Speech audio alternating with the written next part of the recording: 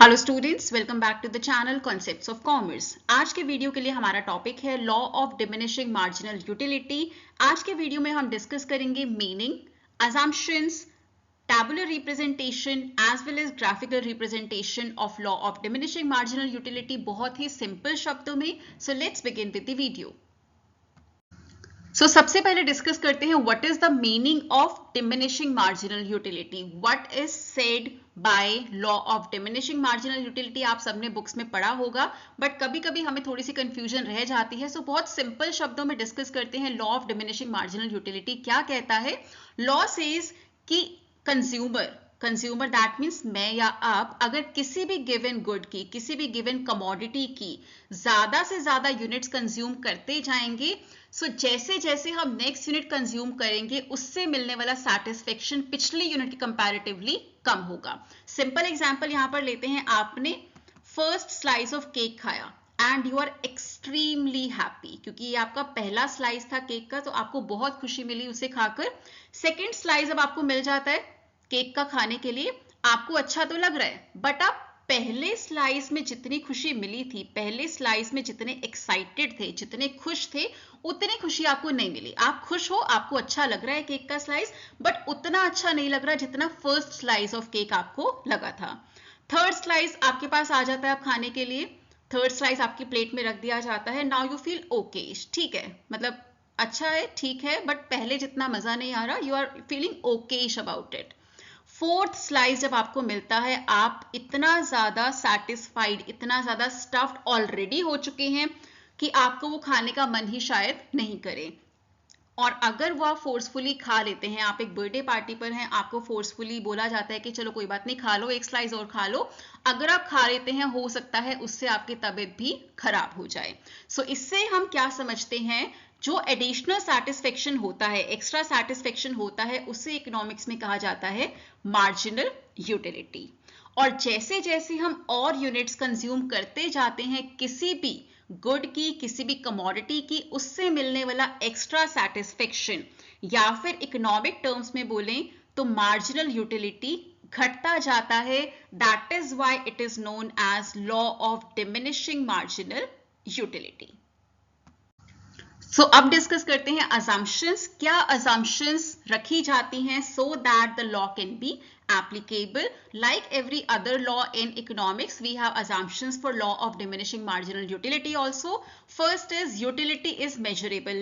Utility क्या होता है? Satisfaction जो आपको मिल रहा है from the consumption, वो measurable है। That means आप उसे number form में मेजर कर सकते हैं। जैसे आप किलोग्राम में वेट को मेजर करते हैं, आप सेंटीमीटर में, इंचेस में, फीट में हाइट को मेजर करते हैं। सिमिलरली एक हमारे पास स्केल होता है, एक हमारे पास यूनिट होती है which is known as utils, UTILS। Utils से आप यूटिलिटी को भी मेजर कर सकते हैं।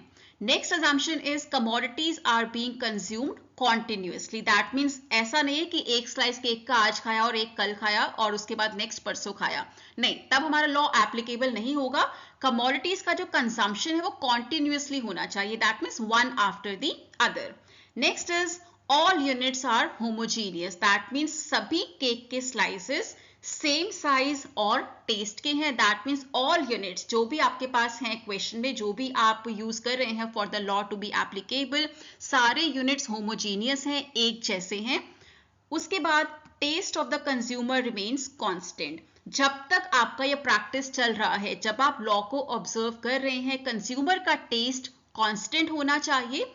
Next is commodities are divisible. जैसे कि हमने यहाँ केक को डिवाइड किया बहुत सारे पीसेस में, उसी तरह से जब भी आप ये लॉ को अप्लाई करेंगे जिन भी कमोडिटीज पर, वो कमोडिटीज डिविजिबल होनी चाहिए।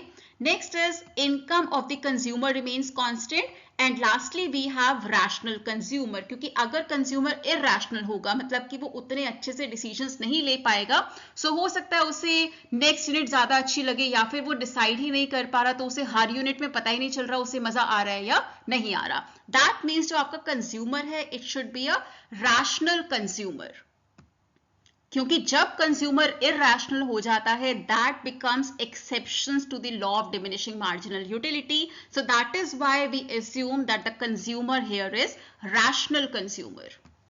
Next will be discussing schedule of diminishing marginal utility. Schedule क्या होता है? Simply presenting the data in form of a table. हमने टैबुलर रिप्रेजेंटेशन यहाँ पर दिया है of law of diminishing marginal utility. First column में हमारे पास है यूनिट्स ऑफ आइसक्रीम जो कंज्यूमर कंज्यूम कर रहे हैं। उसके बाद we have marginal utility, that means extra satisfaction जो ये यूनिट कंज्यूमर को दे रही है।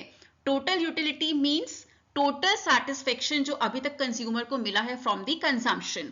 सो फर्स्ट यूनिट जब कंज्यूमर ने कंज्यूम की of ice cream, he gets additional satisfaction, that means जो सेटिस्फेक्शन आया इस unit say that is 12।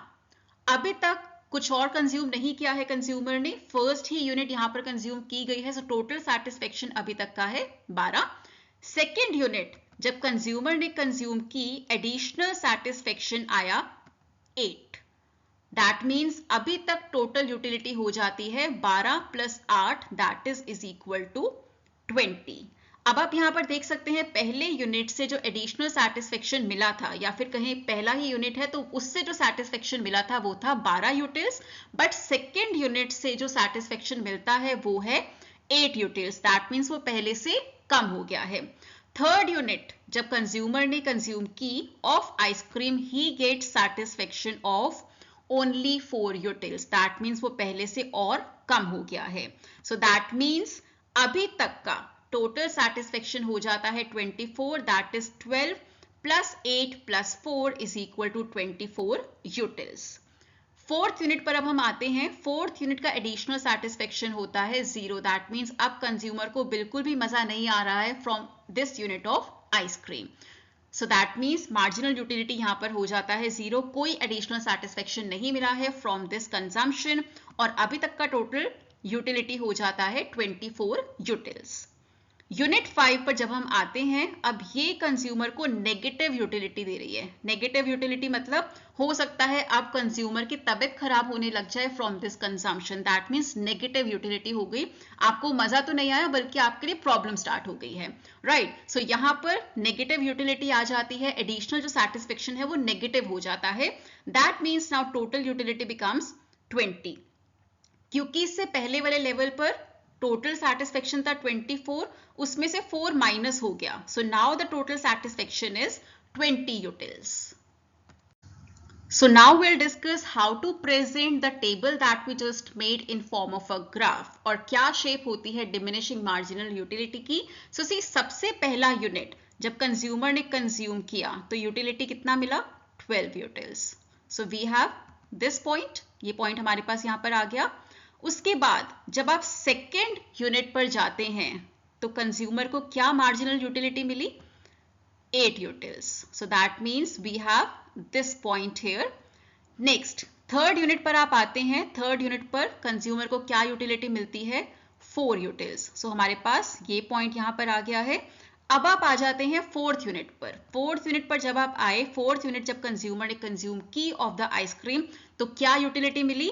0. So that means here we will have the point at fourth unit.